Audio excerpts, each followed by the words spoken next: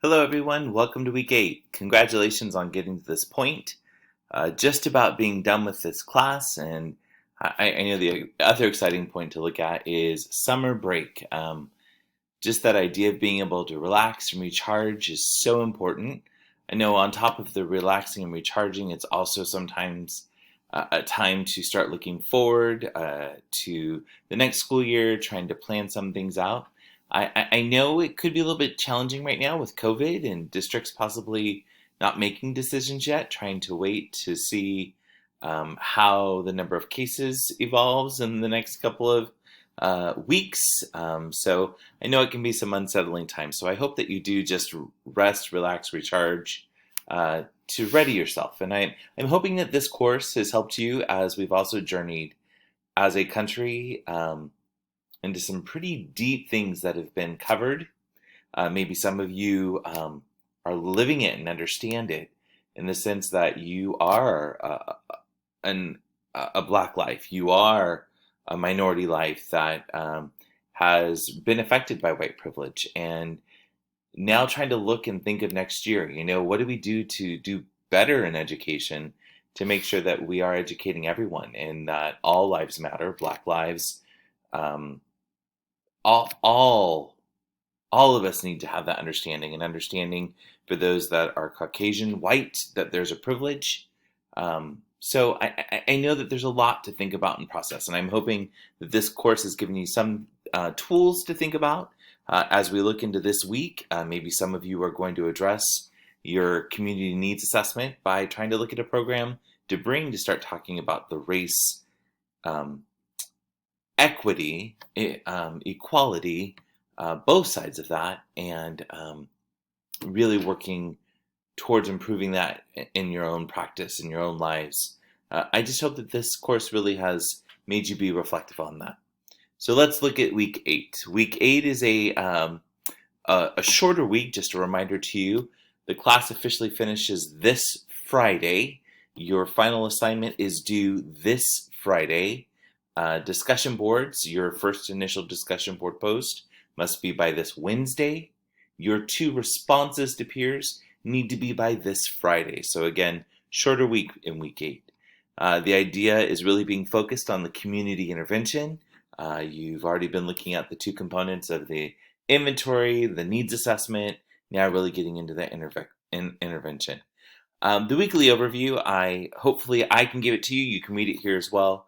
But I just know that this is the culminating experience that Concordia is trying to lay out for you to be reflective on responding to a diverse community, a diverse school culture, and really making sure our students are aware.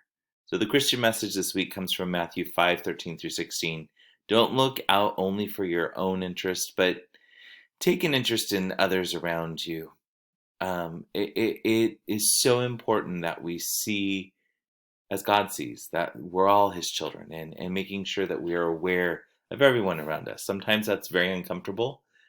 Sometimes we might just only live in a community that focuses in one place, but being aware of the larger picture as well too. So this week there is no reading.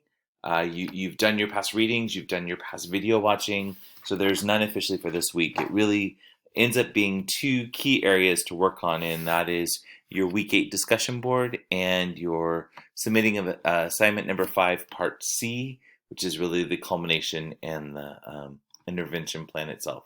So I'm going to click on the week 8 discussion board, and you will see that the discussion board is going to ask you to reflect on the question that was asked at the end of Race, the Power of Illusion by Beverly Daniel Tatum.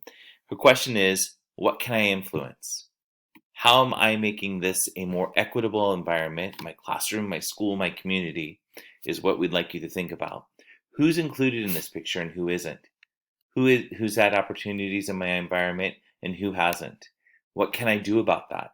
What can you do today to foster a classroom or work environment that celebrates the diversity of all stakeholders? So really looking at that, giving that picture of what it is to be like in your classroom, your school. Who is it that you've been working with? Who is it that maybe has been neglected and being worked and supported with, and then really talking about that change. So as a reminder, again, your initial post is due by Wednesday, with your response to 2 of your peers at a minimum by this Friday by 11:59. So again, that is the discussion board for the week. You've had all of this reading that we've already done, these videos that we've already watched. Those are all great resources to cite in your initial post, or other things that you might have read during this course as well, or previous courses that support you in making your comments.